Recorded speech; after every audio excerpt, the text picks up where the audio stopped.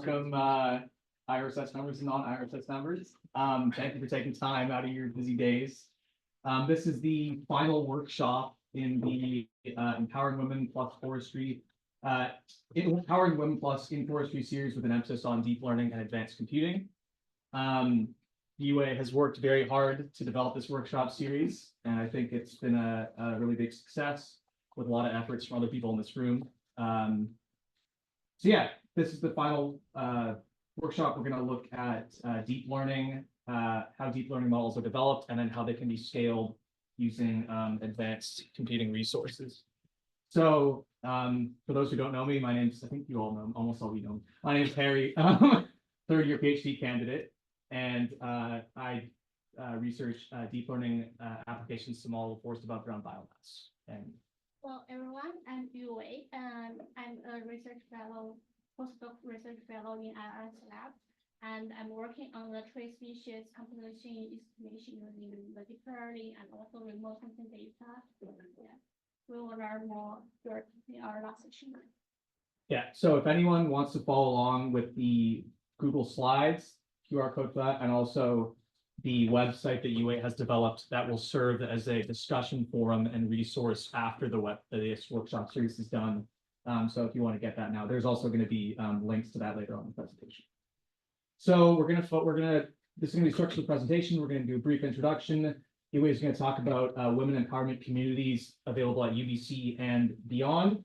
We're then going to do a brief introduction to deep learning theory and applications in forestry and how advanced computing resources can be used to scale these models.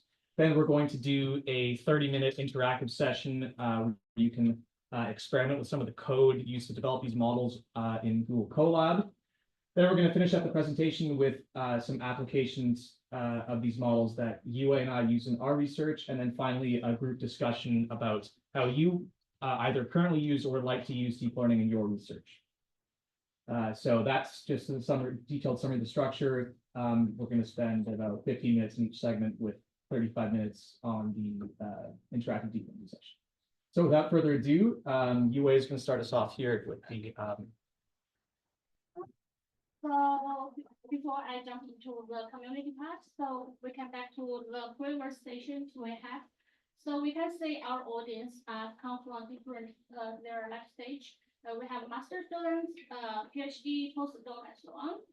But there have some very impressive response from the last workshops. I want to share with you here. You can see we have when we ask the buyers of women class in our domain, and there have some very impressive answers.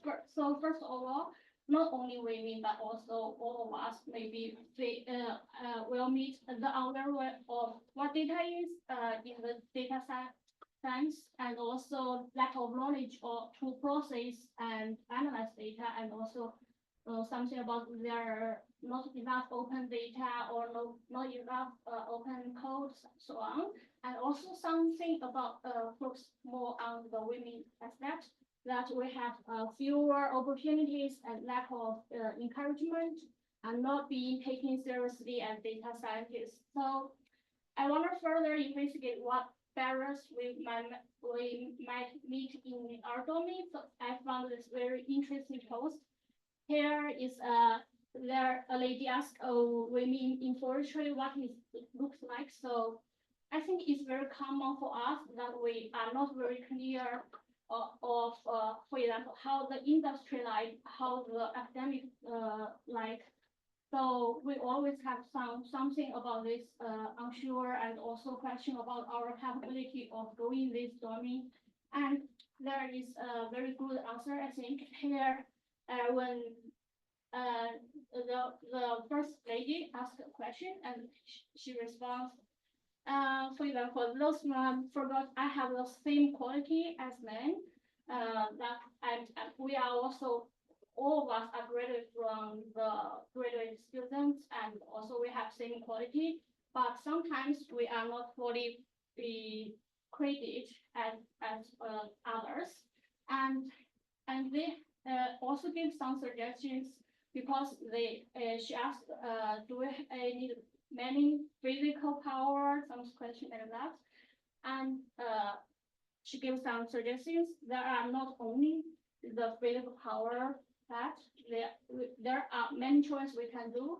So I think this kind of space that people can ask questions and there are nice answers to answer your question and make you feel much better because all of us have same feelings. We share the same feelings and you will feel supported by each other. So that's also identified by our previous responses here. You can say how the community, the concept of community and mentorship was show up to think it will be helpful for women plus in overcoming these barriers we may meet. And here is the response for our second workshop and also the first one.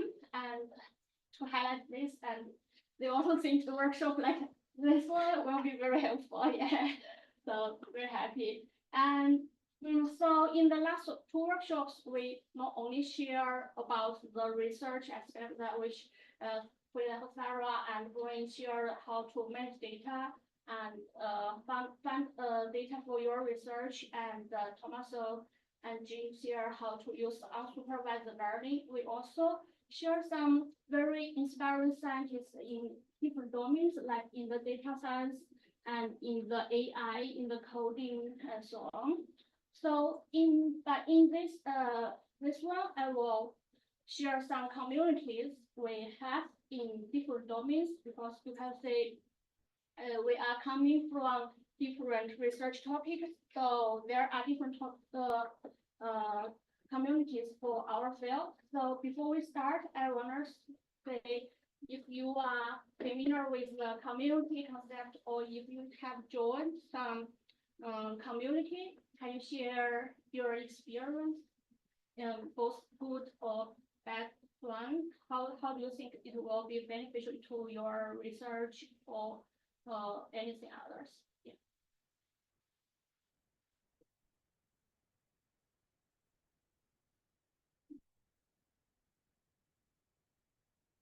I found it really useful to have the wildfire discussion group because I think that it like expands what data I know is available and what people are working on. And so you like know, oh, Phil upstairs has this R script that could be useful or has experience in that. Yeah, so it increases your access to resources. Okay. So you establish this kind of community, but do you think which benefits of your how to say your group members join?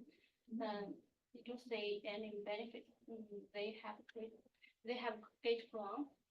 Yeah, I think in general it's like kind of tears down the like knowledge gaps that might exist between different labs. So like some labs might have a lot of information on sort of this one specific aspect of wildfire. And that lab can then share with the other labs of people that are kind of doing similar things. Yeah, so that's basically I think the community can do.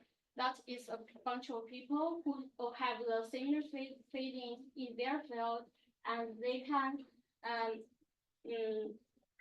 for example from community the cutting edge science and tackle some subjects with the collaboration with each other, and also we can share each other's success to make you increase the awareness of your achievements. And also when you feel confused and also when you feel unsure about yourself, you can also learn from each other, and they will give you encouragement and so on. And so this is come from the Windy in Woods, which is a community in Canada. And here in Florida, I want to share you some communities I found previously because we are come from different domains. So I will share three aspects. First is the forestry and geoscience, and also machine learning or deep learning communities.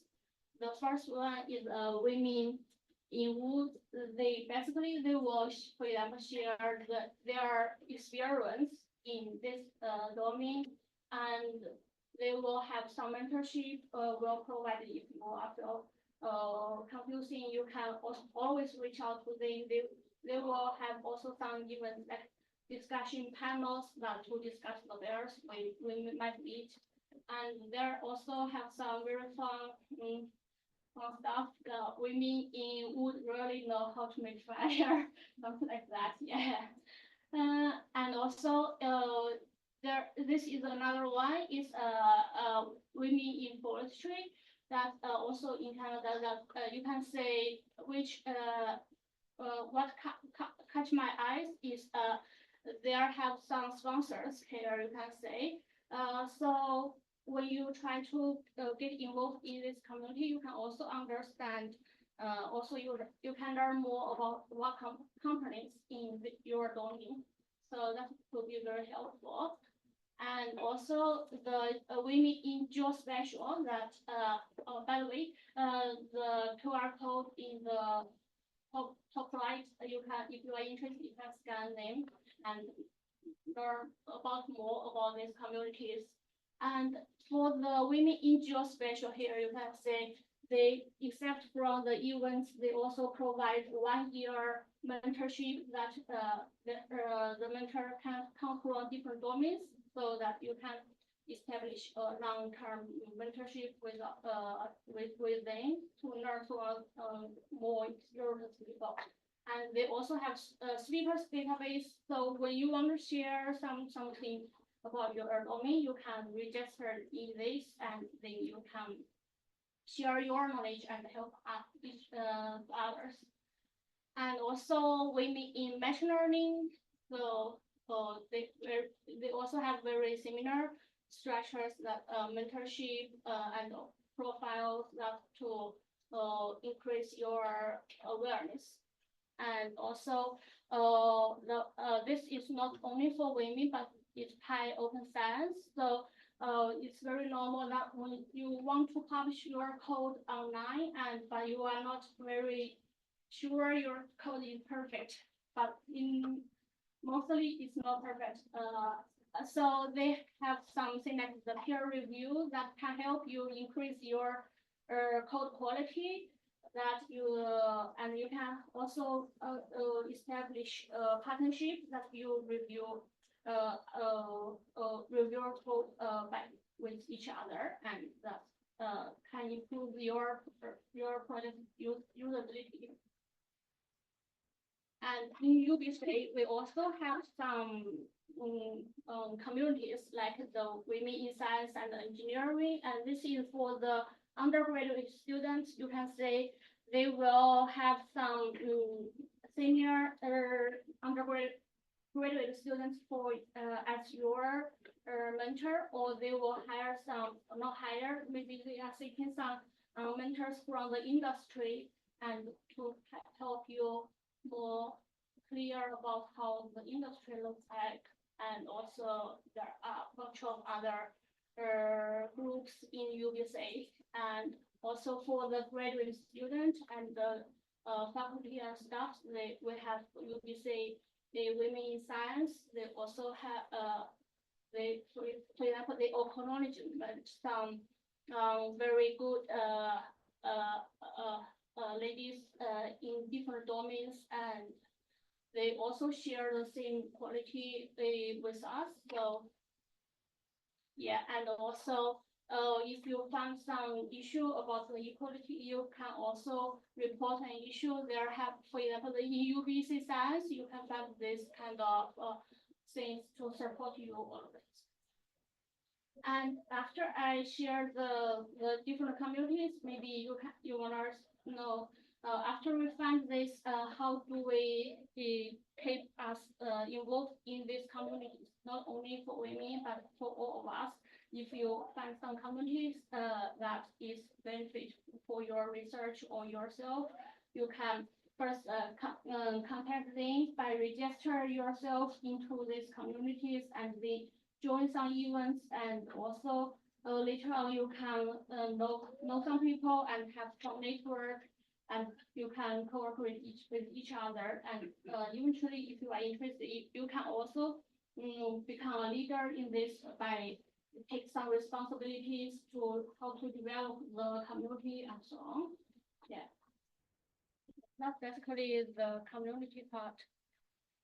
Yeah. And the next session will be.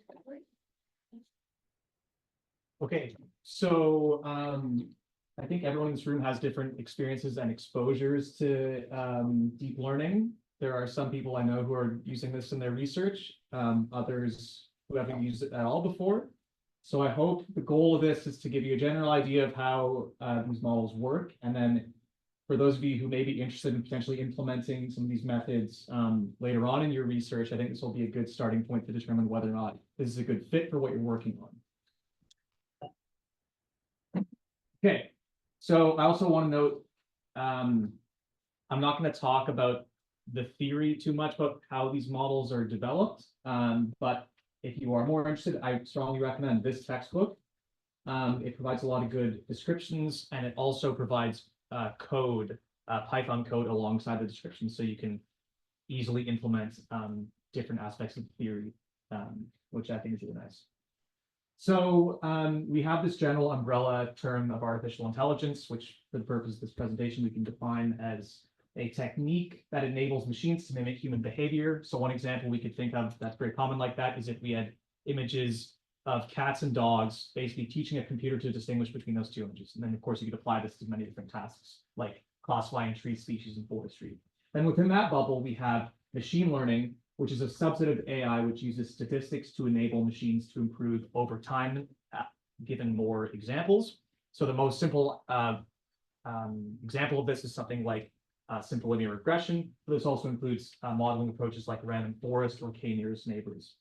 And then finally, within the subset of machine learning, we have deep learning, which is a specific type of machine learning model that is different from the others in two ways. First of all, it's based on this neural network structure, which is a type of model based on the human brain.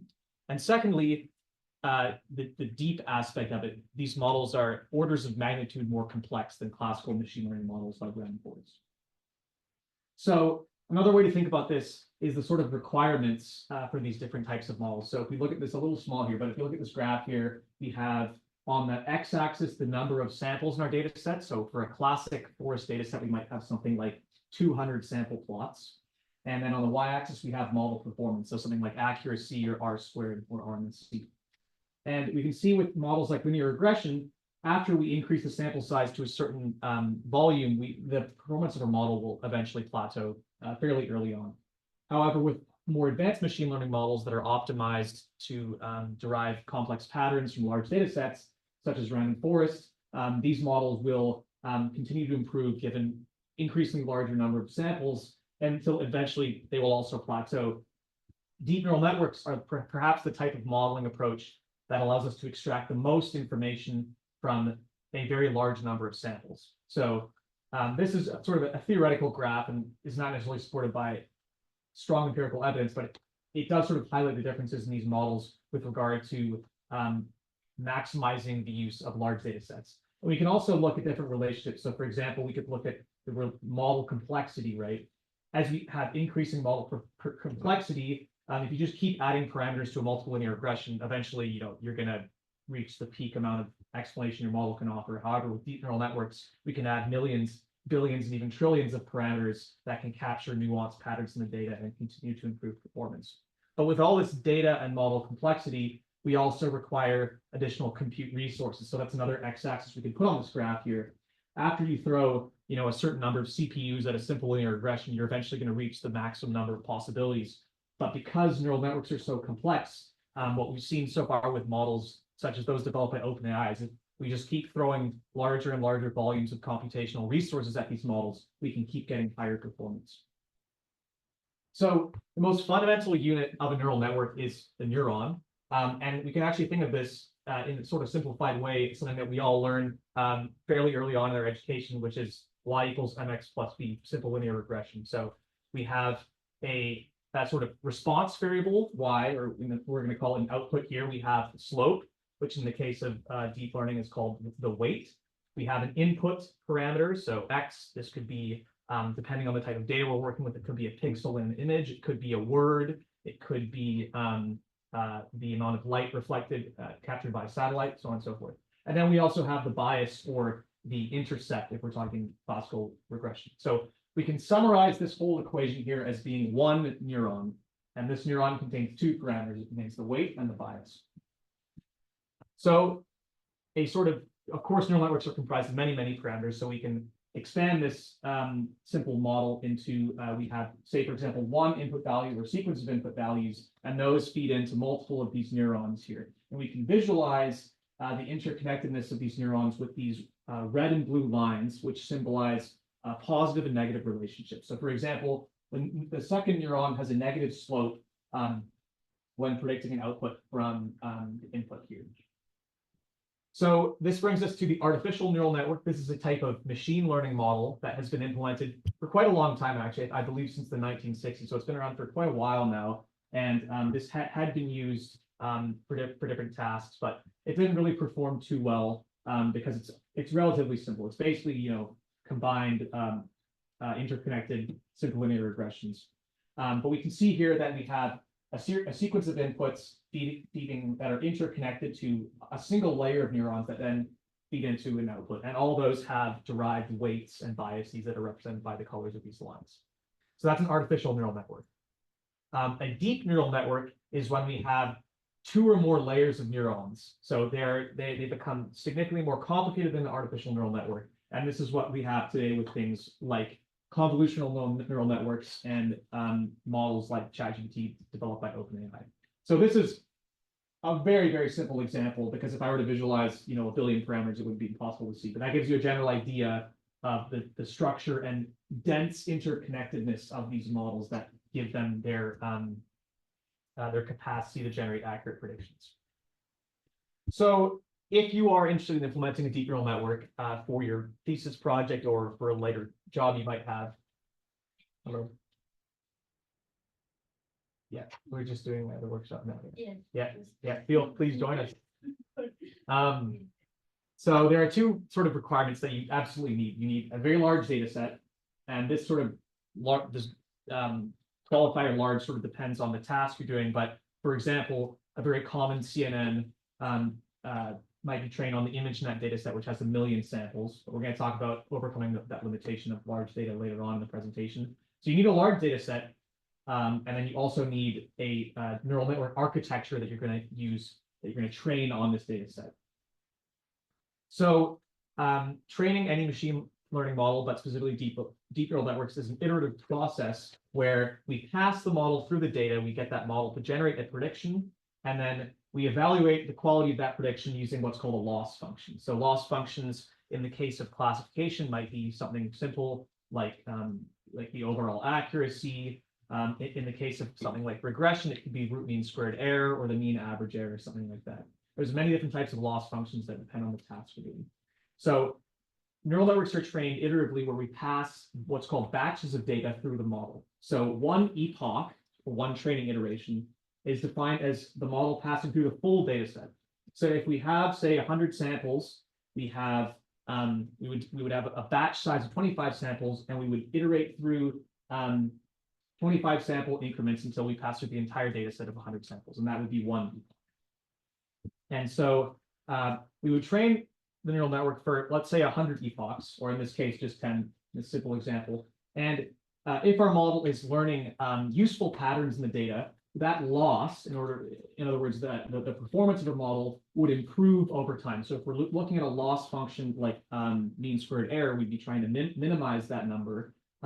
If our model is learning good patterns in the data, the performance of our model would improve over time, and that loss would be reduced. But importantly here, as we pass the model through the data iteratively, the weights and biases are being updated every pass through the data. So the entire model architecture is being reconfigured to sort of fit the data and learn useful patterns in that data. So that's sort of, in a nutshell, the iterative process of training these models. So the type of neural network that is perhaps most useful in the field of forestry is the convolutional neural network, which operates on two-dimensional grid data. So images essentially. And the way that convolutional neural networks work is that they derive spatial patterns in the data using matrix multiplication with the kernel. I'm not going to go into matrix multiplication because it involves linear algebra and it's beyond the scope of this presentation, but essentially you have a kernel filter where each pixel in this filter can be considered one neuron. And those neurons are trained to recognize spatial patterns of surrounding pixels. So if we remember the y equals mx plus b that we learned earlier, this is effectively the AND equation that we have an associated bias, and then that generates a sort of output array. So this output array represents the learned patterns from that input image. So that's generally how a CNN works in a nutshell. And what's happening when we pass the CNN through real data is that it's extracting low-level features and high-level features. So features in the field of machine learning are the sort of input variables to the model or the intermediate variables in the model. So if we're trying to predict something like biomass in a machine learning model, we might have input features like canopy height or tree species. In the case of a neural network, the earliest input features are the actual raw pixel values, but we also have features that are learned at every stage of the network. And if we visualize what these features look like, we see that at the early stages, the model is learning things like simple patterns, like, for example, edges, linear patterns. Later on in the network, you might have more complex features like looking at the wheels of different cars, and so on and so forth. So the deeper we go into the network, the closer we get to the output, we're getting more abstract, complex patterns that are learned in the data. So this is sort of what I was saying before. We have sort of low-level feature extraction. As we perform more and more convolutions on the data, we get higher-level abstractions that can then be applied to generate an output prediction. So in terms of application, CNNs have been widely applied in forestry for about 10 years now, actually. And they're really effective for generally more complex tasks. So some things like segmenting individual trees from both point cloud data and two-dimensional imagery. This is an example of a study by Chadwick et al. 2020, where they segmented individual tree crowns. It has also been applied for situations where the input data set is very dense. So for something like hyperspectral imagery, you have hundreds of input bands. It would be quite complex to summarize that data in a way that you could easily put it into something like a simple linear regression or random forest. And so we can actually input each individual band into a deep neural network and get it to predict things like dominant species classes in this study by Zhang et al. 2020. And then we can also perform regression tasks to estimate forest structural attributes, like, for example, biomass in this case. And this figure by Irie et al. 2018 is just visualizing, if we take an input point cloud, we can visualize what I was talking about earlier with the positive and negative weights learned. So we can see this is how the representation of those weights look at different resolutions of the data. So it's quite messy. It's quite it's a black box model, but this sort of highlights how these neural networks can be applied to different data modalities in remote sensing forestry. So there's many, many other applications. This is only a small subset, but this mind map, which is probably a little too small for you to see, was from a review from 2021 by Kattenborn et al. And really highlights the broad breadth of applications of convolutional neural networks, not only in forestry, but in all vegetation remote sensing, and the different questions that it has allowed us to answer. So as we've seen deep learning begun to emerge over the past 10 years, these models have become increasingly more complex and they sort of have yet to reach a plateau. So if we look at one of the most common CNNs, ResNet 50, for example, this model has 23 million parameters. The recent Chinese model, large language model DeepSeek, has 671 billion parameters, and OpenAI's newest iteration, ChatGPT-4, they haven't disclosed how big this model is, but it's estimated to have over 1 trillion parameters. So the complexity of these models is astonishing and makes it extremely difficult to figure out how they work. So this all comes back to the black box nature of these models. So I think some of the opportunities and challenges for these models is fairly well summarized by a review from 2021, where the authors say DL applications remain data-driven, in contrast to being based on causal reasoning, and currently lack many best practices of conventional forestry modeling approaches. The benefits of deep learning depend on the application, and the practitioners are advised to ex ante subject their requirements to operational data availability. So basically, all the authors are saying is that it really depends what the objective is of the modeling approach. If accuracy is really prioritized, deep learning may be a good approach. If the task is very challenging, using conventional models may be suitable. But that all depends on if we even have the training data to develop these models. So the sort of final aspect that I'd like to touch on before we move on with the workshop is the sort of computational requirements of deep learning. And I think this is really well highlighted by this Mythbusters video that's shown on the left side of the slide here, or the right side of the slide, which shows sort of compares training a deep neural network to painting a picture using a machine. So if you can think of this machine they have set up here as a CPU. It operates sort of sequentially. It can paint very accurate points on the canvas using this little paint cannon they have there. So this sort of, without going into the complex architecture of computers, this is how CPUs work. And it's quite slow for deep neural networks. But they process data very effectively in parallel due to the way that they're set up. And due to the linear algebra and matrix multiplication that is required to train neural networks, GPUs are actually can offer significant speed ups to developing these models. So in essence, you need GPUs to train deep neural networks. And if you're training a large model or using a large data set, you need many GPUs. Okay, so speaking of many GPUs, Yue is going to talk about advanced computing. So thanks, Harry, for introducing how GPU is important for the deep learning, because for the deep learning, the most is computing resources. And so for the cloud computing, I'm not sure if some of you have the experience using for example, the Google Cloud or Amazon or Microsoft. Is there anyone who are quite familiar with these resources? Okay. And so basically, the cloud computing is was coming up like in the early 2000s.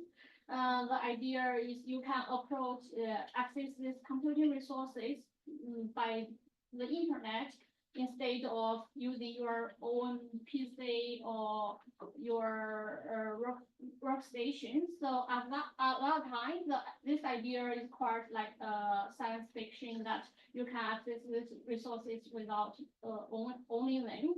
So, but basically they are computing resources.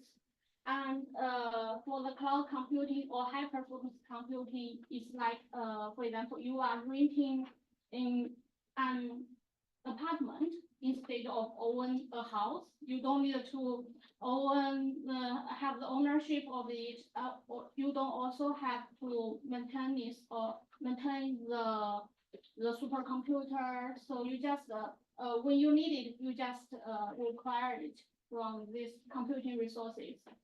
And so for the deep learning, because Harry mentioned that the most important part is the data. So if you want to train a very good model, you will need a very large data set for the pre-training or for your own task. So some strategies for the deep learning training is the data parallelism. Sometimes if your data cannot fit in a single computer, you need to split your data to different blocks and then fit into different GPUs or different nodes. And if your model is like a binning or a training of parameters, you also cannot fit in your model into a single GPU. So you will require model parallelism. And when both of your data and also your model are quite huge, you will need the hybrid method. And we but you need a programming language to tell your computer that which part of your data go to this GPU and which part of your model go to this one.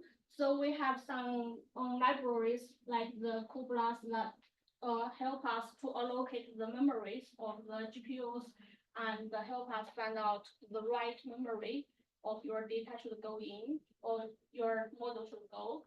But nowadays we have very powerful library like the Python writing that you just use one line, you can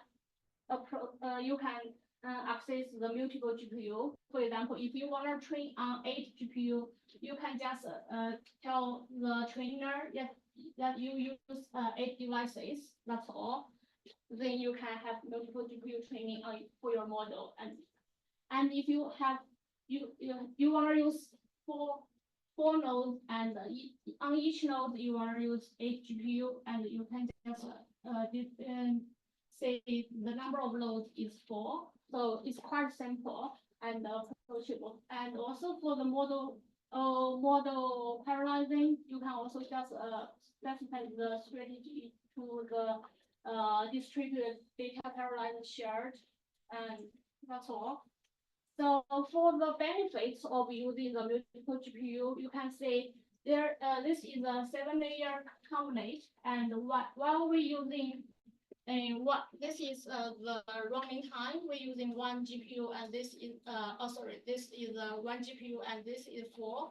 We can say there has like 2.5 speed up for training on multiple GPUs. And the performance here, you can say the accuracy is not decreased. So that's the reason why we want to use multiple GPU instead of just one. And here are some resources I want to introduce to you. There have some commercial resources like Amazon, Google Cloud. Here, we are very lucky that we have all of us. I think for all the graduate students, we have 5,000 credits for the Google Cloud provided by UBC. So yeah, if you wanna know more about the commercial resources, I may encourage you to use the Google Cloud platform. And also, they have a bunch of training resources like the code lab, the tutorials of how to use the name. So I won't go into deep. And for the here is the interface of the free one that is code lab. They have very limited resources. Like they can use CPU and T4 GPU. It's like F8 giga, I think. Yes, and in our hands-on session, we will use Colab for free. And we also have some free resources for graduate students and researchers, like the Digital Research Alliance of Canada and the UBC Tokyo. Yeah. And for the first one, here you can see we have clusters across Canada, and in BC province we have CEDA, but you can also access the clusters in other areas like in Ontario and so on. And here I did a comparison, but from my personal requirement of using GPU. So for example, the CEDA, you can approach you can access the network, and the other ones you cannot. And as I mentioned, for the clusters, you don't need to maintain them. So there have like 19 institutions across Canada. They help you maintain and the clusters, and also they provide support for you to use these resources. And also you can, if you meet some problem while using these resources, you can also open an issue to ask our group member. We can also help you figure out how to use these resources. Yeah, and also we developed some tutorial about how to approach the computing resources. Here you can use this link after the workshop, and you can follow them step by step. And for the more easier approach, you can also use the Jupyter Hub. By for example, here you can define how many GPU you want to use and the time, and also the memory, and that you can get something like same as your own laptop or computer. Here you can see you can create a notebook, or for the R language users, you can also have the RS Studio in the cloud. And they also provide a series of techniques that not only for the deep learning or machine learning, they also have something about how to, for example, how to transfer your data to there for better data management, and also how to set up the environment and so on. And I also want to share a YouTube channel that they developed many training resources that how to use their supercomputer, and most importantly, they also developed some course of about the development of GPU programming, how to do the parallelizing computing and so on. And for the UBC socket is we have 200 GPUs, and it's also very easy to use because they are use the same system like the SNAM. So you can just log in with your UBC VPN client and then access the resources through the SSH. So that and they have some quick start tutorial, so you can follow them to access these resources, and it's also free for use for the graduate students. Yeah, so do you have any question about the deep learning and cloud computing part? We can answer now, and then we can have a break, then go to the hands-on session.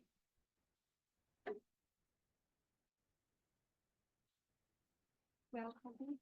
Okay, so we'll take a 10-minute break, come back at about 3 for the interactive session.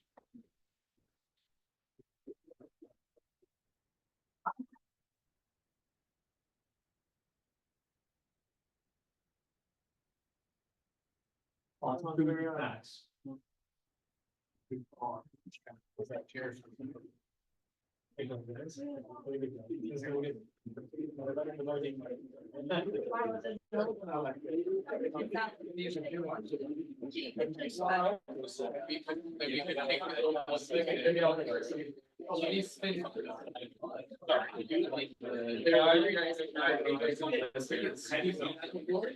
We just want to they all follow.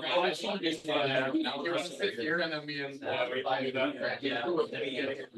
Yeah, pretty good. I think it's great. I actually I really appreciate your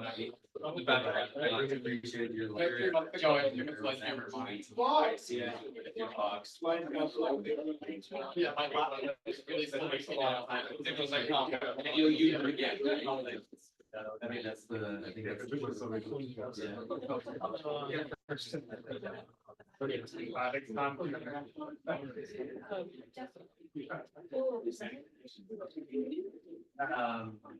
But and I also really like that. Yeah. Oh,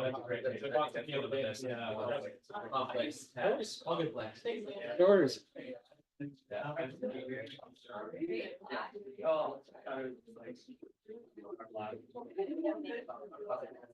all good. Larger plates are on the way.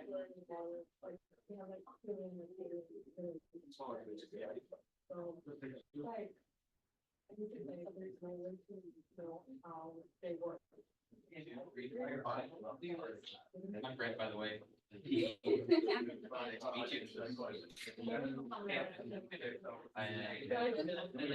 I think so, and I'm also, I use deep learning in my research, so.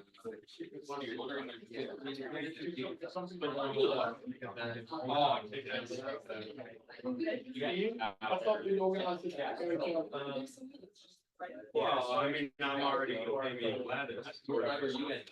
Yeah. Okay, yeah.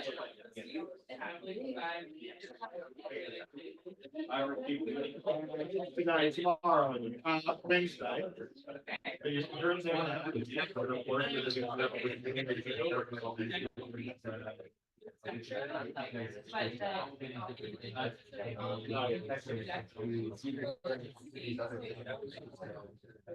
Oh, yeah. You don't recognize them yet. Right. I said the same sentence 3 times. No one can. Yeah. No. It just comes with doing things. I would agree. Right.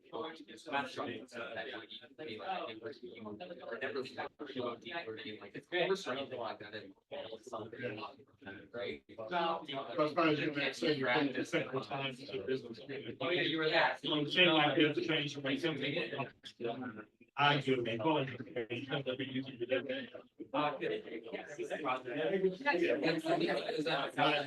then.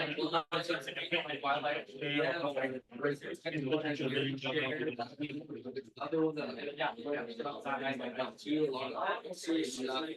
YouTube videos. Oh, yeah, it took a long time, but I'm still. Yeah, don't forget that you got to do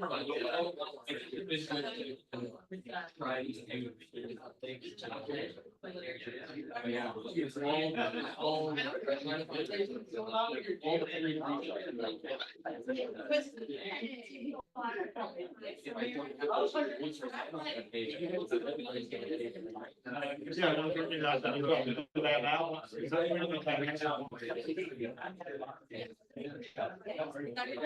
Yeah, I mean, I think it'd be technically, then people. So it could, yeah. Propose that as a format. See if they- Just over a year. Yeah.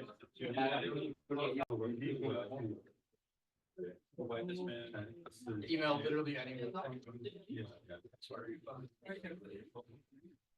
Okay, so for the demo, I spent a while looking at different data sets we could work with, and there's actually quite a large variety, growing variety of open access forest data sets that you can use to train different types of models. And I chose this one that was recently published by Coutier et al.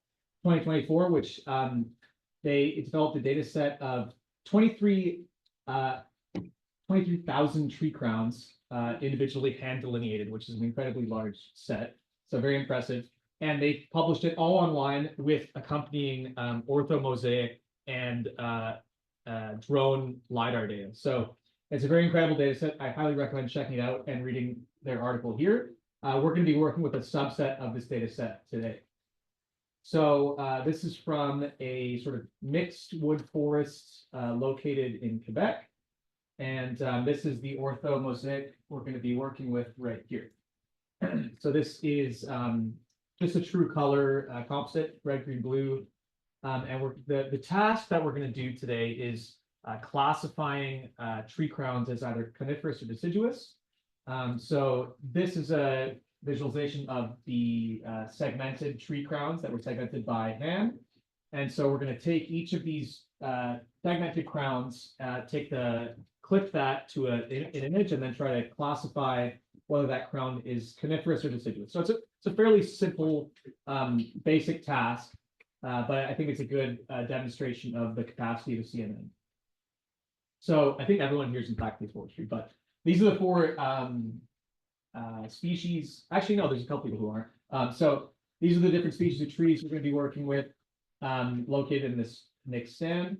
Coniferous, deciduous. I think we all generally know the difference, but when viewed from above, they sort of look slightly different, right? So if you look at this zoomed in image of the mixed stand, you can see it's quite noisy. There's a lot of overlap. So classifying an overhead view of a tree, determining whether it's coniferous or deciduous, is actually, somewhat difficult. So if we look at this set of images, we're going to see how accurate the humans are first, and then we're going to see how accurate the CNN is. So we're going to classify these 6 images. So I'm going to ask someone from the audience here, Christina, let's start. Conifer, deciduous. Wait, hold on. Yeah, take your time, take your time. Deciduous. Okay, Nicholas? Yeah, okay, Hiroto? Okay, Lenny? Bruce? Okay, Farin? You're pretty far back there yet. Okay. And Sarah? Okay. So we were actually 100% correct. Well done. But I didn't test this on a few people, and some people did have a hard time. Well done, everyone. So we'll see how well we can train a CNN. We can see if we can match that. So the model we're going to be working with is called ResNet 50. It has it's a very widely used CNN. It's been cited 261,000 times on Google Scholar. So a very ubiquitous model that's been widely used in remote sensing and forestry for many different tasks.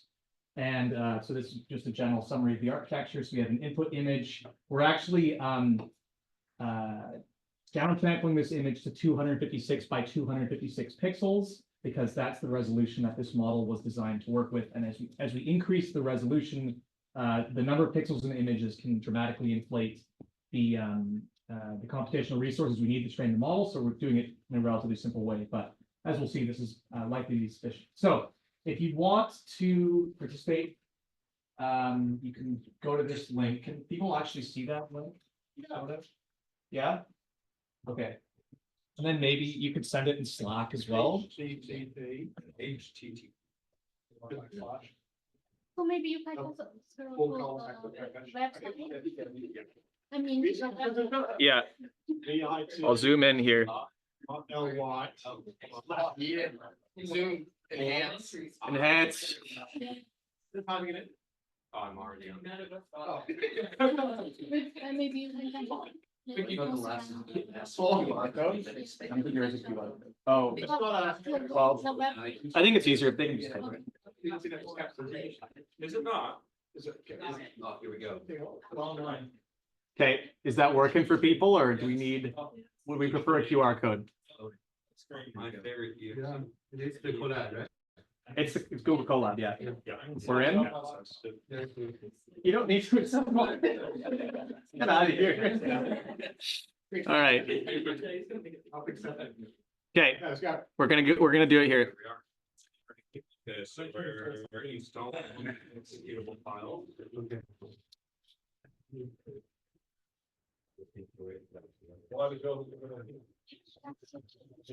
Okay.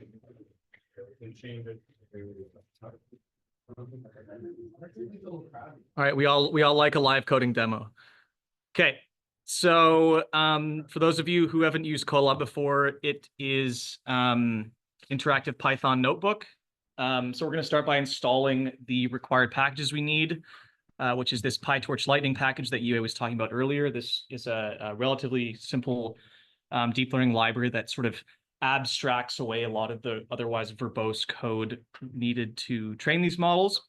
But if any of you have experience with classical machine learning models like random forest, you will immediately notice the significantly larger volume of code needed to implement these models.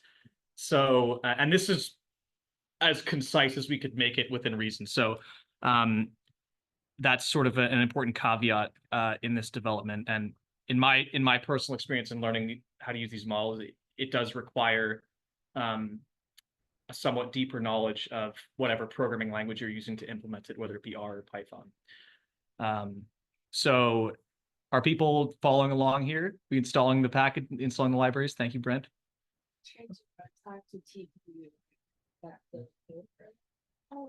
So for the question was, if you change the runtime, the TPU, will it affect the code? I'm not entirely sure. I think it should be fine. You automatically have access to one GPU with 15 gigabytes of RAM. So I think that's probably sufficient. But I suppose if you have access to a TPU, could also use that. What's a TPU? I believe a TPU is a type of GPU that's specifically designed for deep learning. So it's TPU's tensor processing unit. Thank you. So they're just like a type of GPU that's optimized for deep learning, and they're often used in cloud computation. So that'll take some time. We're installing all the packages there. Are there any questions people have about anything we talked about so far about the deep learning workflow or model architecture while we're waiting for this to load? Nobody in the back there? Okay. Okay, so we download the data. We can unzip it here. Did you exclude the last scope? Maybe I didn't run this first. We're still loading the libraries. So. Don't like exposed. Yeah. Oh, wow, this summer, like that, using code.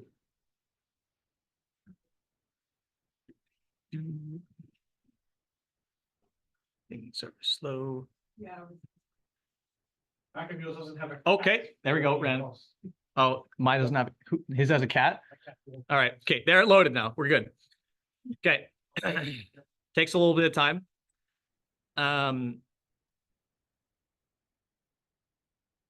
Okay, so we have in our file directory, we have 600 images of cropped tree crowns. So these have been pre-processed, so they're cropped to the crown boundary and sampled to 256 by 256 pixels. So that was the pre-processing that we did ahead of time.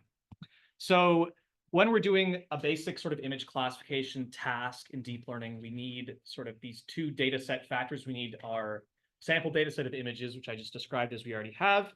And then we need labels that are associated with those images. So for each image we have here, we have a corresponding table here showing the tree species associated with a given crown. So for crown 9399, we have balsam fir, and this is a coniferous species. And then we also have the coordinates of the bounding box there. An important limitation when you're doing sort of classification or really any sort of deep learning development is you have these different classes that you're predicting. In this case, it's just a simple binary classification, but you need to be cautious of the distribution of these different classes in your data set. So in this case, we actually have 300 samples of each tree type, but in some cases, if you had multiple classes, you may have some that are more or less common. And there are certain cases where this imbalance in your data can lead to biases in your model. And I thought maybe Brent briefly, you could just maybe briefly say something about class imbalance in your case.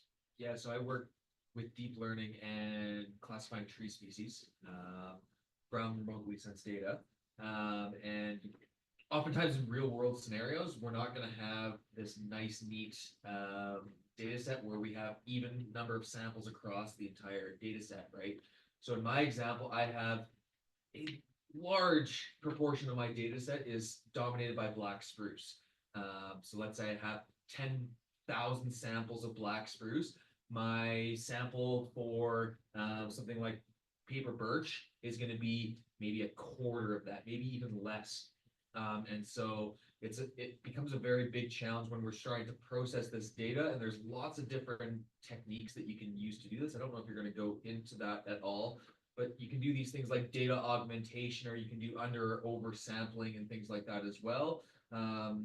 One of the things that I have found very beneficial in my research is to actually adapt my loss functions to also account for the imbalances. So I weight my MSE, or I weight my cross-entropy loss, or I weight these different things so that it penalizes the samples that are lesser more, making the model focus on those samples a little bit more, and not forgetting, but a little bit less on black spruce because it's already providing so many samples to them. But in this case, this is perfect. Yeah, we don't it's been need to- nicely curated. So it's a very unrealistic example, but it's a toy data set. But yeah, as Brent said, we have to be really careful with our data when developing deep neural networks. In many cases, the data set we're using is actually even more important than the actual model architecture that we end up implementing. So the garbage in, garbage out metaphor is very true in this case. So when we're implementing a deep neural network in Python, there's sort of two main libraries that we can use to do this. We have PyTorch, which is maintained by Meta, and then we have TensorFlow, which is maintained by Google. So choose your big tech giant. Myself and Brent and most of the people in the IRSS use PyTorch. This is largely because many of the new deep learning models are released in PyTorch code. TensorFlow is very similar in terms of how it's used. They're both very common. Yes, Lucas. Which one is faster? I don't know, but I'm sure they're quite similar. Okay. And I think it's probably, it depends. So in the case of PyTorch, which we're going to use for this example, the way that we first set up a neural network is we have to set up a method for loading in this data iteratively during training. As I mentioned before, we train neural networks by loading in batches of data. So this is a collection of samples, and we load in multiple batches for one epoch as we go through the whole training data set. So if you're training a random forest model to simply perform this same classification task, your input data would probably just be a CSV file with a table of predictor variables, right? But since we're loading in images, this becomes a little more complicated. So we have a data set class here. Without going into too much of the Python syntax, what this is doing is we provide a framework for loading in each individual tree crown image. So we have this table which has the labels, so whether it's coniferous or deciduous, and then for each row we have the class and then the file path that points to that the corresponding image. And then also, as Brent was saying, we also have this concept called data augmentation. So here we have an argument called train augmentations, where we sort of apply a bit of randomization to our input image training data set.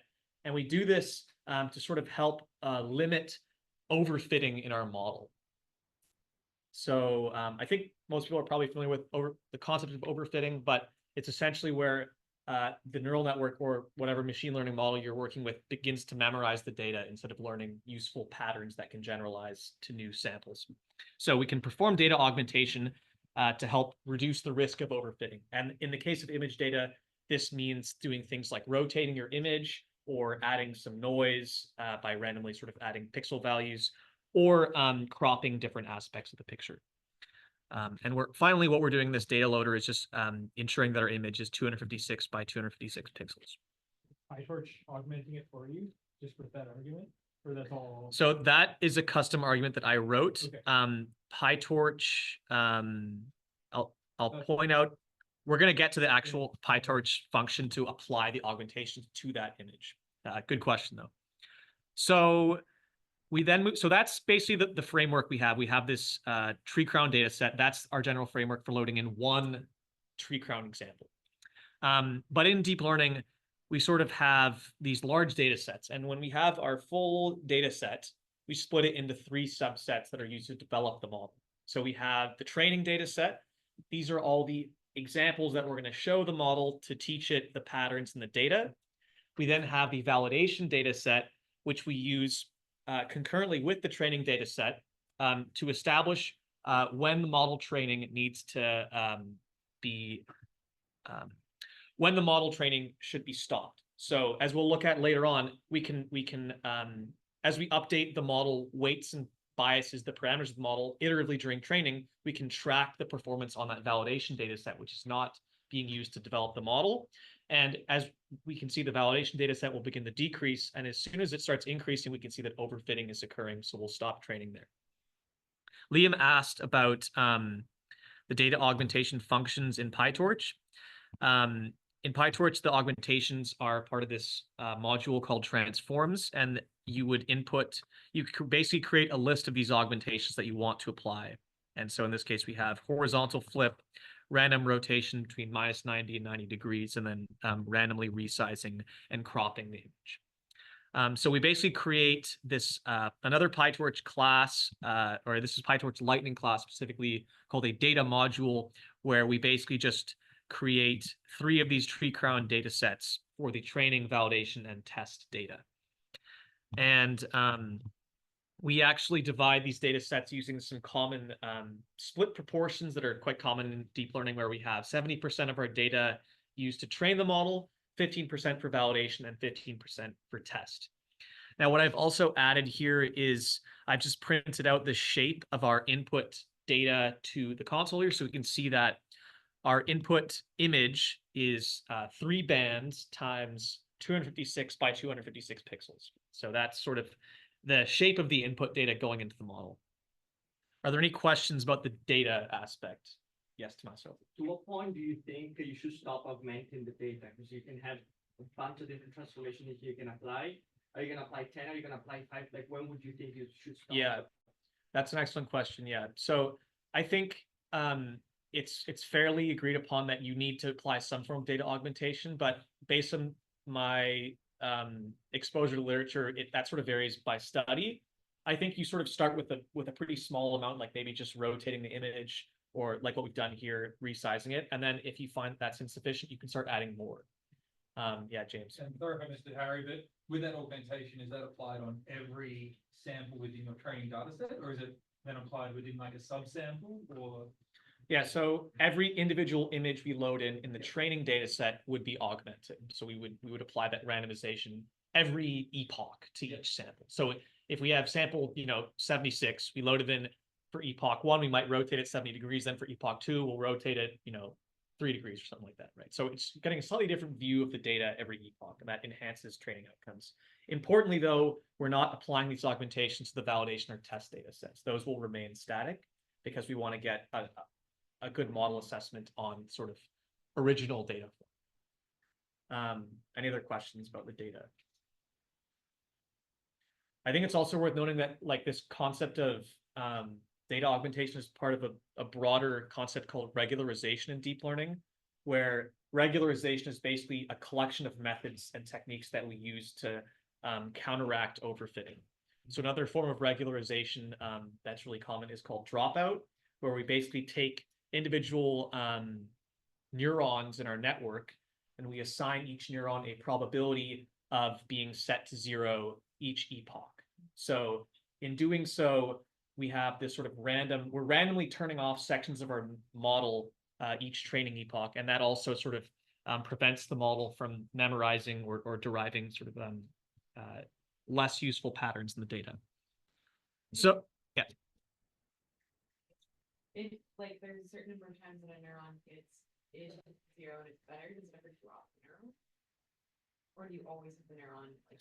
So the neuron itself will always be there, but so remember each neuron has a weight and a bias. Yeah. So the slope and the intercept, right? When we use dropout, the slope would be set to 0. So that neuron is effectively turned off, but it's not. So yeah, it effectively is omitted from the network, and then everything it's connected to, right, is affected downstream.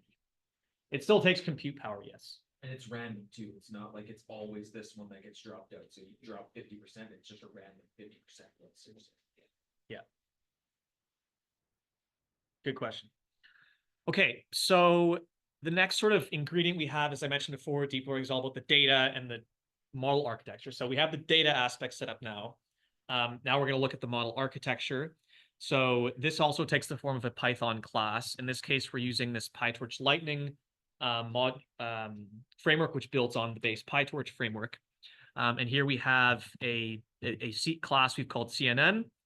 And normally in PyTorch, you would write out the full structure of the network in code.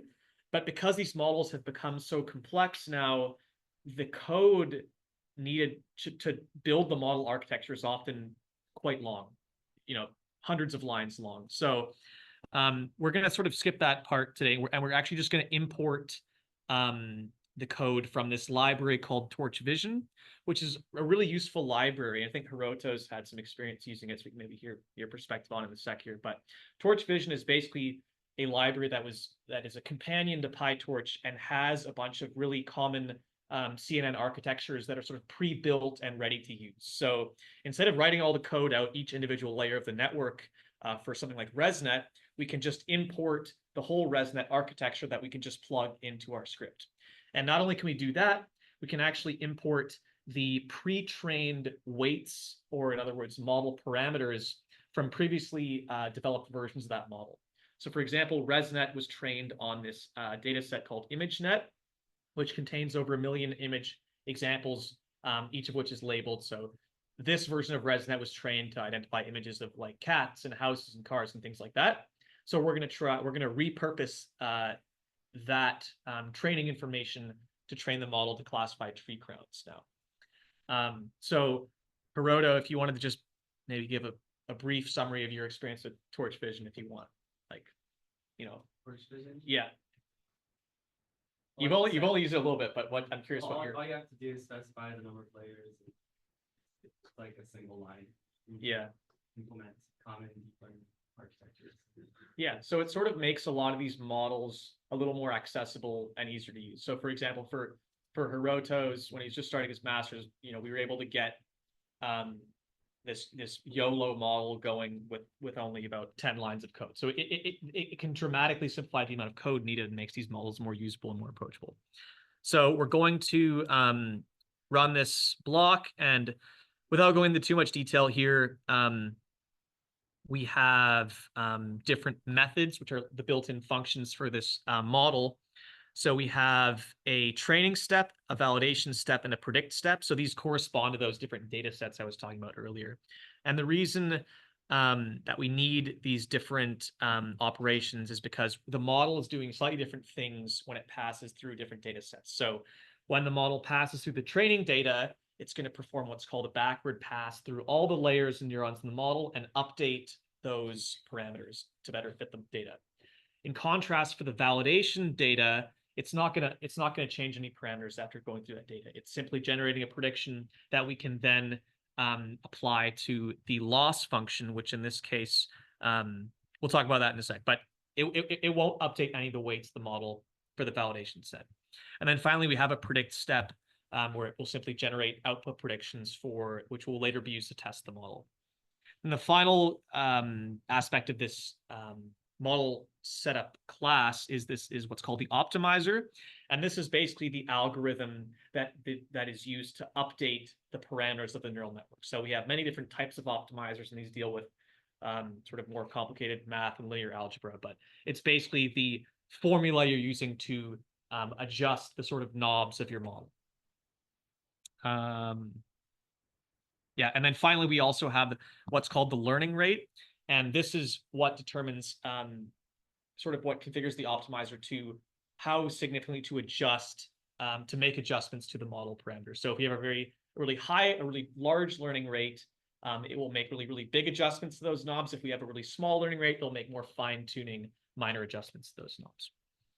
Are there any questions about the introduction to the model architecture that we're using and what's sort of going on in this case?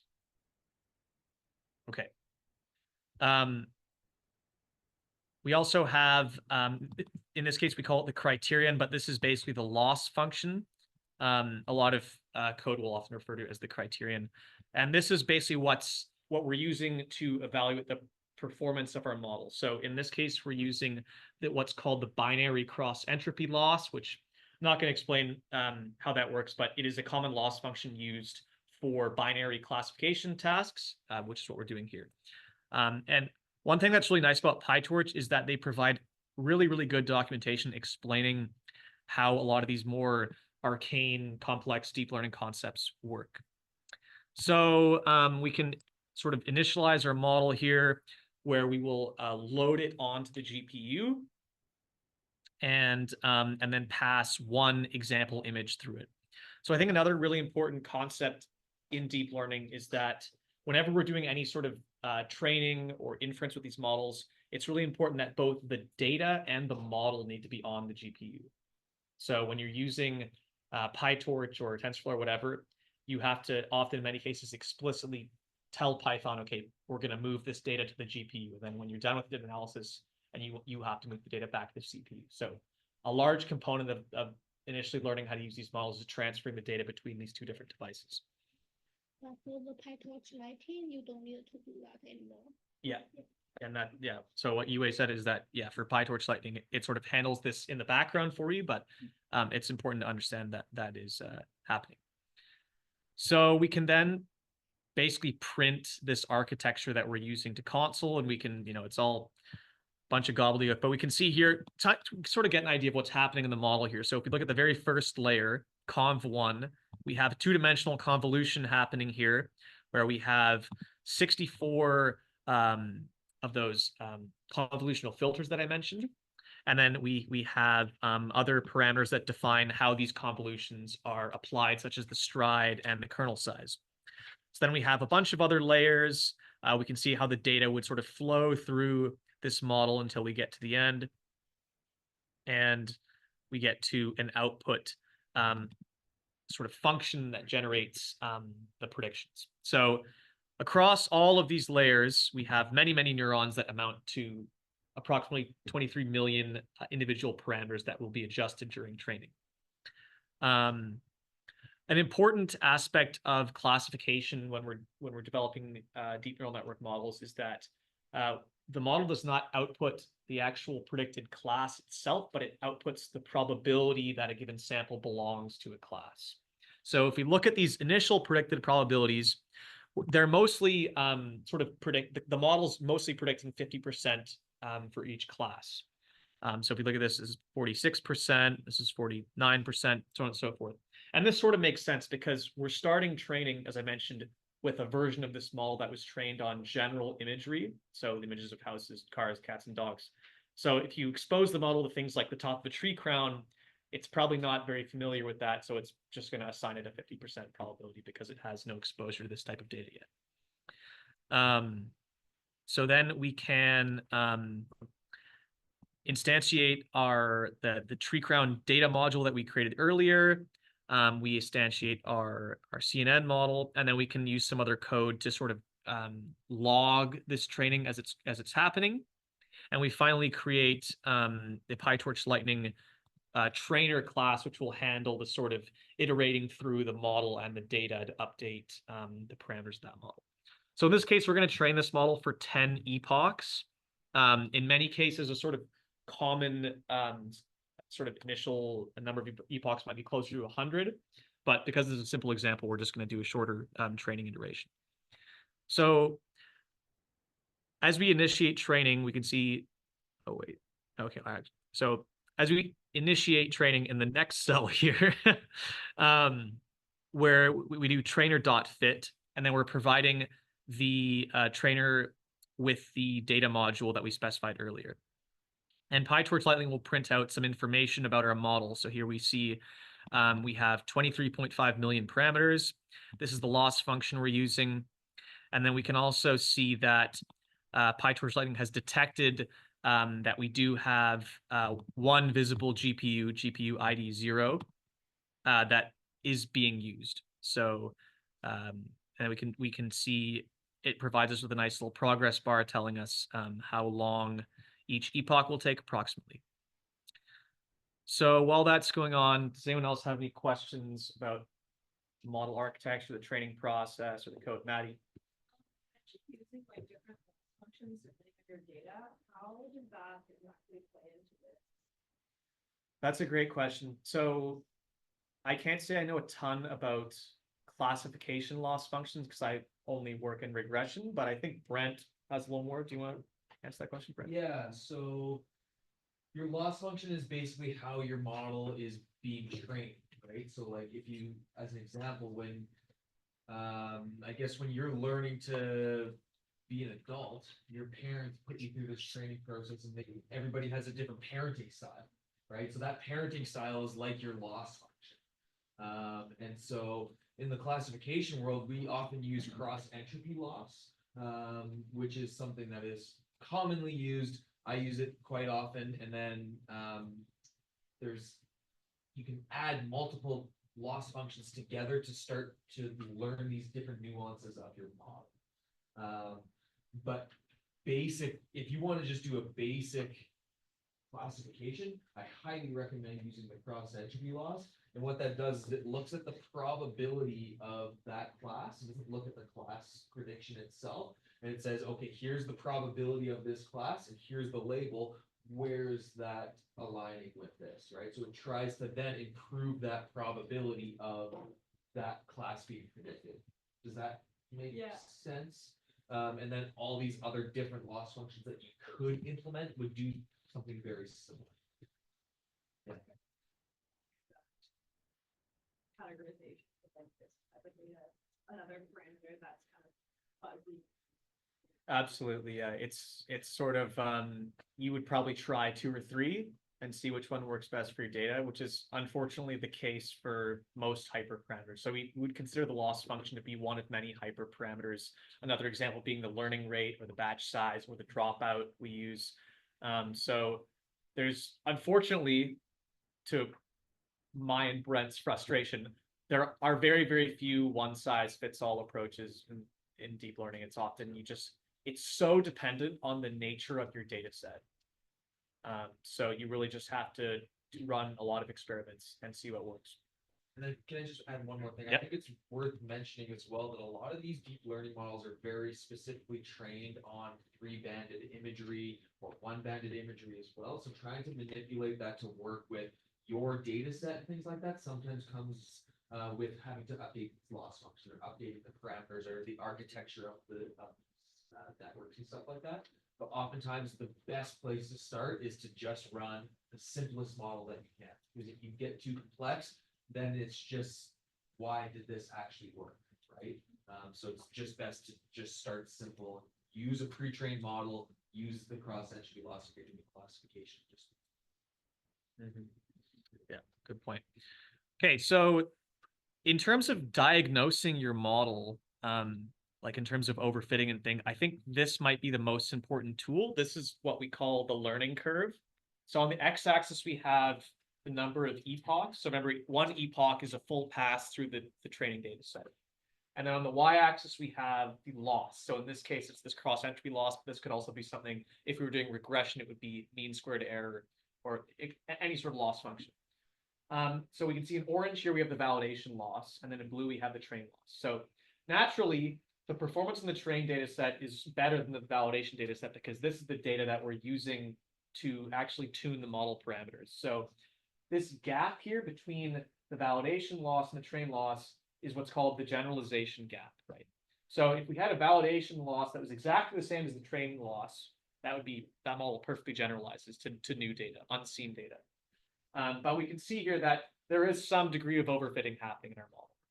So after about epoch 3 here, the validation loss basically plateaus. The model is learning new information, but it's not really useful for predicting to new samples in the validation set. So we were talking about sort of how long you should train your model for. So at each of these epochs, we would save like a model checkpoint. So a snapshot of the model parameters at that point in time. So we would probably take the checkpoint from epoch 3 and just say, okay, that's, probably good enough.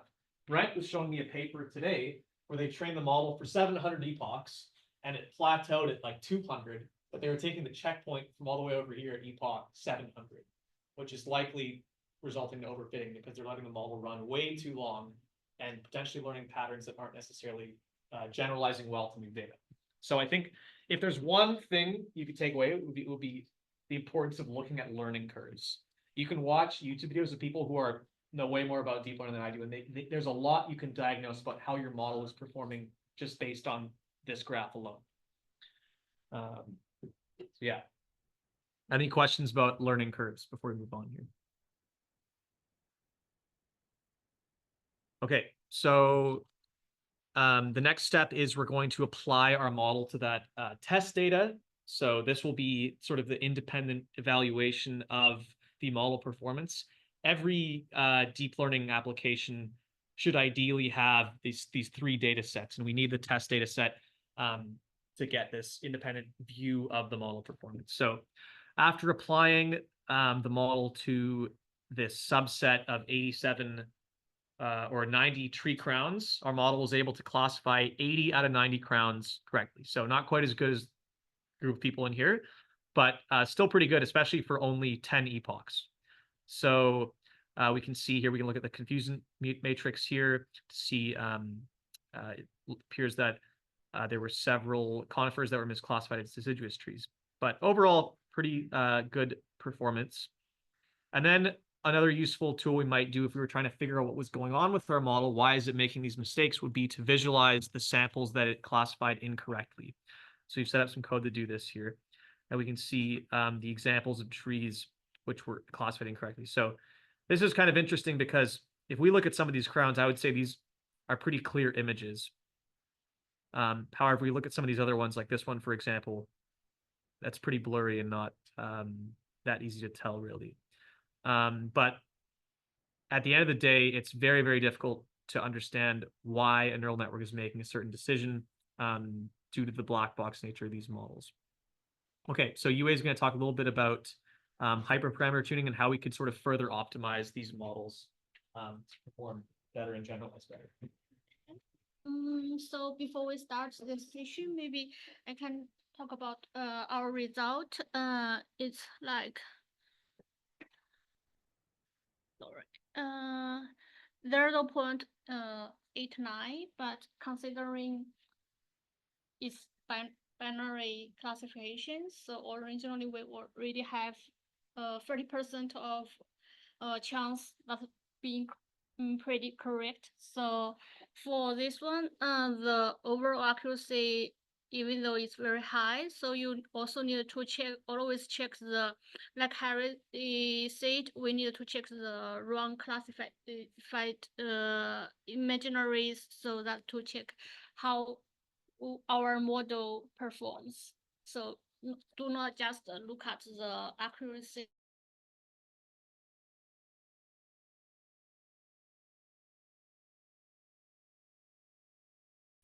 So for the hyperparameters, so we can forget about the machine learning or deep learning concepts. So you can imagine just you wanna baking a cookie, and you have many options. For example, how many sugars you wanna put in, or how what kind of sugars you wanna put. For example, the white, the brown or candy, and also you can choose the baking time and also cooking temperatures. And this, for example, in our example, we have 12 possible options to decide which is the best cooking method for us. And you will have a score system, and this score system is like the best option, the best cooking method for you. So we are talking about the loss function. That's all. Basically how to choose the loss function that works for your dataset and also for your task, works best for you. And for this cooking baking in task, we have the some scores like the all for one. Oh, it's fine, and also it tastes good, and I definitely love it. This scoring system. And so now back to our deep learning in model. So we have set up a task for you. Here you can see we can choose should we use the pre-trained weights. This is option 1, and also, sorry, the typo, the learning rates. You can tune in the learning rates to say how fast, and also when you for example, you decrease the learning rates, how the model will perform, and also the training time you needed, you can observe that. And also the data augmentation method, we can put even more stronger augmentation that to in case the overfitting problem strong your regulation method. And so yeah, let's try. Yeah, if you are still running the script. Here is this in this cell we set up some tasks, and then we can train a little bit, and then we can see the result together. Yeah. I will just directly. There is a typo in one chunk. It should be train augmentations, not just train augmentation. In task one, initialize data module, I Uh-huh. ran into that issue, just so you know. Okay.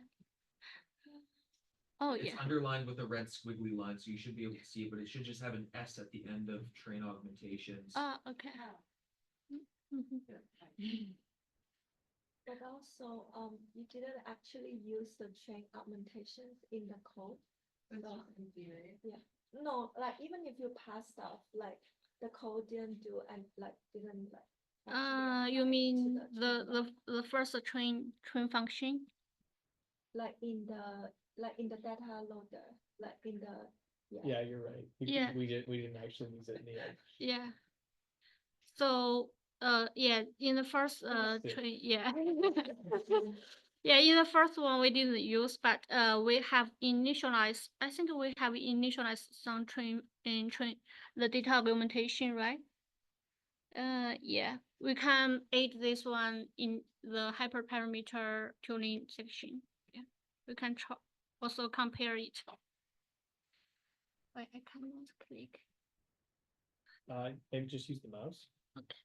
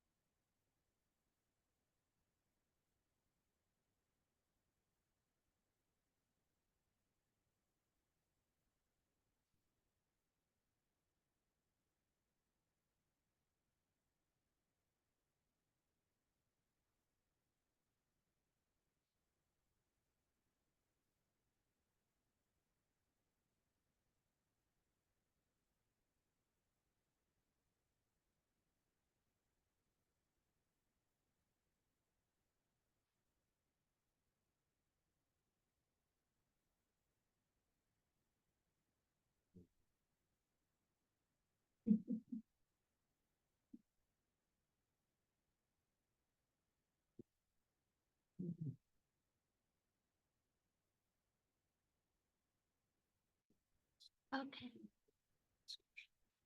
Okay. Oh, you go. Yeah.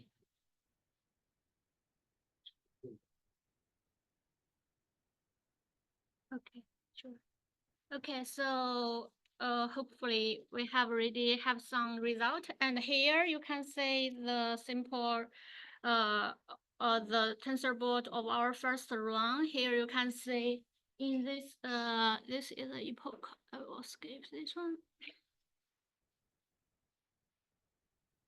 And here you can using the tensor board to observe the training nodes and also the validation nodes. After you run the second run will also appear here, but now we are running a little bit running out of time, so I will just skip this part and demonstrate you the last part. Here you can see if you have many hyperparameters, like in my project, I have different fusion modes and also different loss functions we talked about. And also you can also have different networks. And if you wanna trace your network better and compare the different training in or hyperparameter options better, so that you could use the 1DB. It could be automatically, for example, here you can say which one performs better very institute. So here is a tool I recommend, and also how to in this tutorial you can also find how to save your model and also scale up your model. For example, here we have some scripts to let you understand how to train your model on the clusters. And here is quite simple one, so you can follow up and ask us questions if you find there, if you have any problem or issue to approach these things. Yeah, I think we can go to the last session. Okay.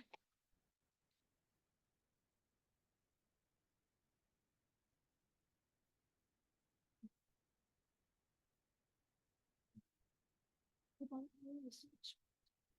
We still have time. Got about 10 minutes. Okay.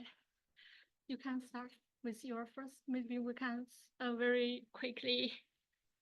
Yeah, we can do it very quickly. Okay. Okay.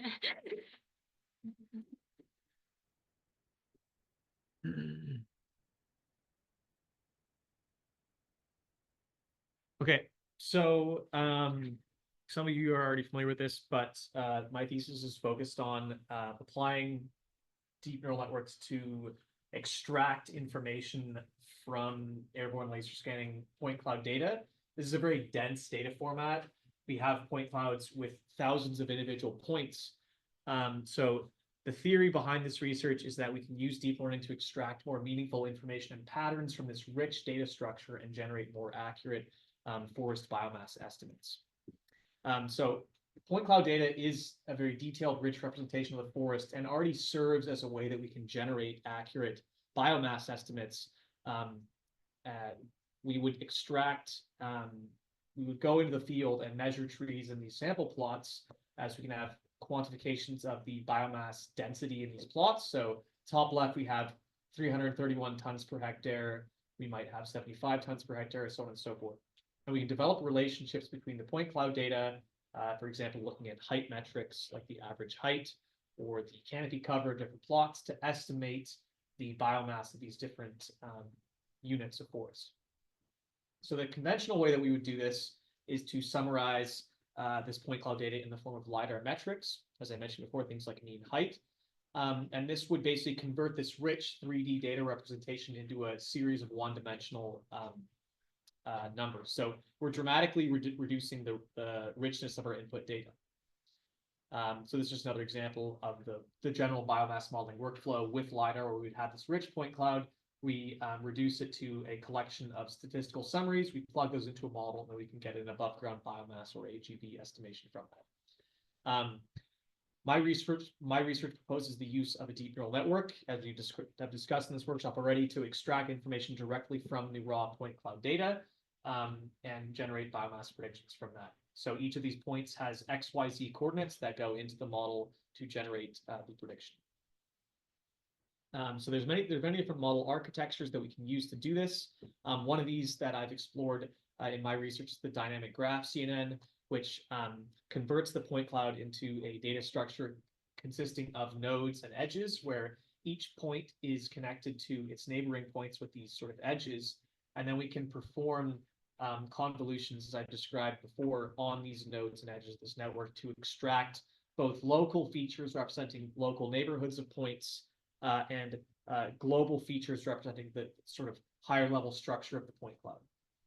So in the first paper of my thesis, I compared the performance of this sort of type of deep learning to a conventional random forest model and got a modest 2% improvement, despite the model taking 37 hours to train compared to 1 minute for random forest. So this initial assessment, okay, this is pretty computationally intensive for a pretty small improvement. So what can we do to sort of improve these models? What can we, and not to mention that this was developed using a data set of only about 2,000 plots, which in the realm of deep learning is pitifully small. So one approach that we explored is the use of data fusion. So another thing deep neural networks are very good at is combining data that comes in different shapes and sizes. So in this PAPE study, we looked at combining airborne laser scanning data with multispectral data and topographic data formats that are often brought together to improve biomass estimates. And we found this did also further sort of boost the improvement or widen the gap between this deep learning model and random forest by harnessing these other data structures.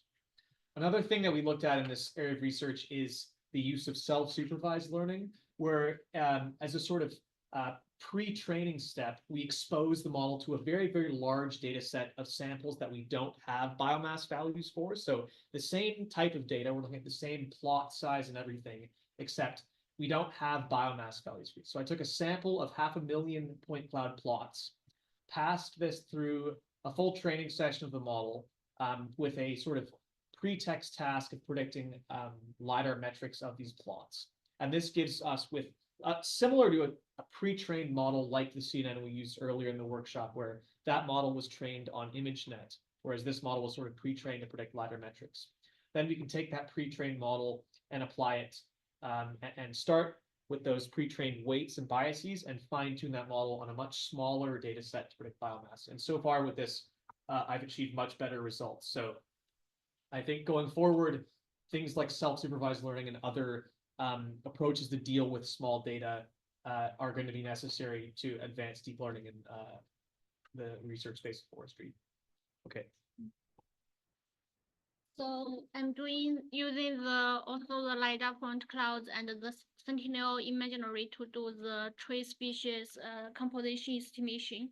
So here is my method for here you can see the input of my experiment is imaginary and also the LiDAR point cloud, and I generated something about the super pixel. For example, here is inventory a polygon, and then I cut the imaginary into using different seasons of the Sentinel imaginary, and then I randomly sample point cloud plot inside each imaginary.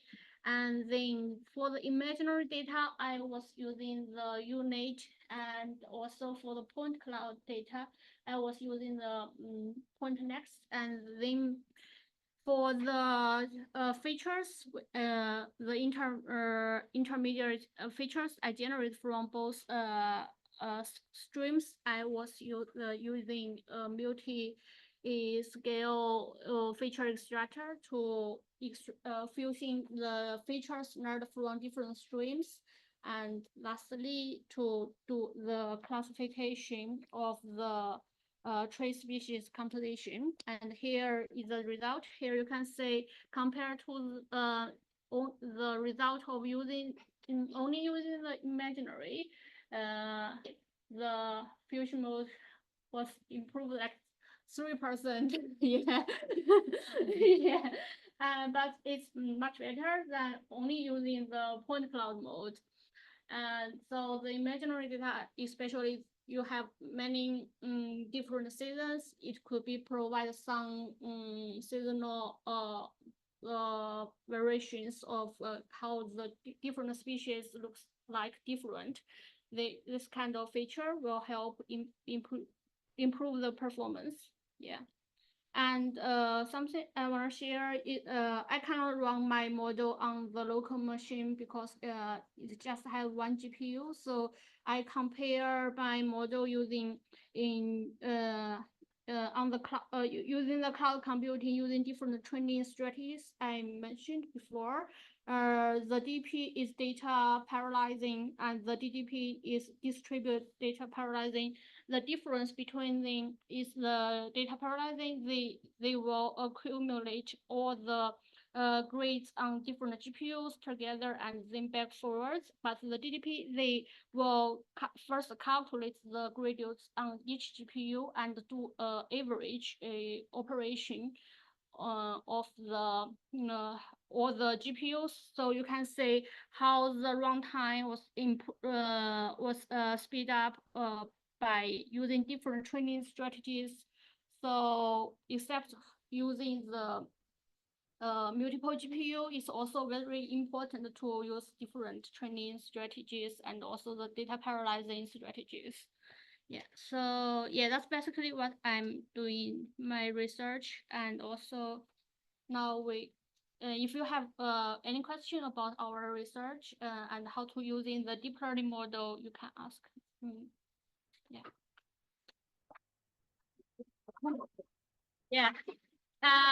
Yeah, and at last, we wanna ask you about your research and how you wanna apply the deep learning or advanced computing in your research, and if you have any, you think there are some difficulties in apply your research, and combined with the deep learning, you can also share with us, and we can also see if there have some comments or suggestions we can have. Yeah, please free to share.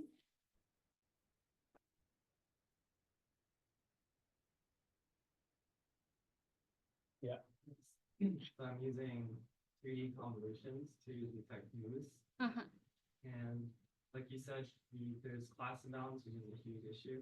Most of the images are mostly background with like very little moose. Another one is small objects. So in thermal imagery, moose are really small. Those are the two biggest issues with the small objects and the class. Yes, so you are asking about how to design the deep learning model, right? Okay. So one technique is like curriculum learning or hard native learning. Can you explain more about those two methods? I've never heard of those. Yeah. It's fun because I'm actually using hard data mining myself right now. Oh. So what that does is it looks at these samples that are hard for your deep learning model to classify, and that loss function that you use is assigned to each and every single sample within your data set, and then the loss of that is back propagated only on the hard samples. Okay? So your hard samples are learned throughout this back propagation process, and as it focuses more on those hard samples, it's able to learn those representations of those harder samples better than it would if you were just multiplying it across all of them. Yeah, right. And so when you do that, you're actually able to learn these more difficult samples better. Just think about it, how like if you're studying for an exam, you're not going to focus on the easy questions. You're going to focus on the questions that you don't know or that you're having trouble with, right? And that's the exact same process that this is doing. The one thing that I have had to really adjust my thinking around is when you're plotting these curves, like your loss and validation curves, you still want to plot the loss of your entire data set, of your entire thing, not just the hard samples. The hard samples are only for the back propagation process, so that the model can learn the different weights of those different hard samples. If you want more help with that, I'm more than willing to help. But yeah, let's just talk about that. But yeah, that's basically what it is. You're just learning the hard samples a little bit better than you're learning just the entire data set, right? So I think that's a great approach, especially for yours where you have small, hard to identify samples with thermal images. Yeah, thanks. Yeah. And maybe I know some technique maybe helpful is explanation network. It will make you more focus on the activation part of your input, and something like the heat map, it will focus on the your input, which is most important rather than other noisy information. So you can also maybe check a little bit about this one. What was it called again? Sorry, Explanation model. Yeah. So it basically there's a network to explain which part of your data is or feature is important, and it will generate a activation map to tell you that, and then you can set something like the filter to drop out the other things that are not important to your data. Yeah. Okay, so we're a little short on time here and everyone's busy, so we'll wrap things up here. UA has put together a website to summarize this workshop series, which looks fabulous, I think, and I'd highly recommend checking it out if you're interested in following up with some of this content. On this website as well, we also have a link to a GitHub, which is that link right there in the middle. And that GitHub page has an issues tab, which will serve as a place for ongoing discussion about the topics that we've covered in this workshop. So feel free to post there if you have any other questions, comments that you'd like to add. UA, you want to do the Oh, okay. concluding remarks? Yeah, and also I want to talk about, there also have some tutorials, about the previous workshops, not only this one. So for example, here, for the workshop two, how to use machine learning in forest modeling, and the first one is the upload data to Interroll and so on. So you can always check out this. And also, if you are interested to contribute to this report, you can also share your knowledge, and also there is a contribution guideline, so you can also contribute your demo or your research in this one and share to everyone. Yeah. So thanks for the founders and also UBC, the RS lab, and for the support, and also there have someone, Dr. Alexandra and Julia, they helped me to set up the workshops, and also discuss a lot about how to make the workshops, discuss the women in forestry topics. And also Nicholas, he helped a lot about how to organize it, because this is my first time to organizing workshops. Yeah, and also the group members, thanks for all of you spend lots of time working on the workshops. Yeah. Oh, okay, thank you.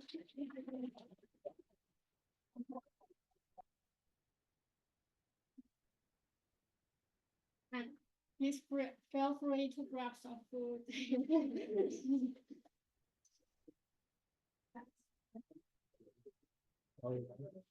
Better than some others.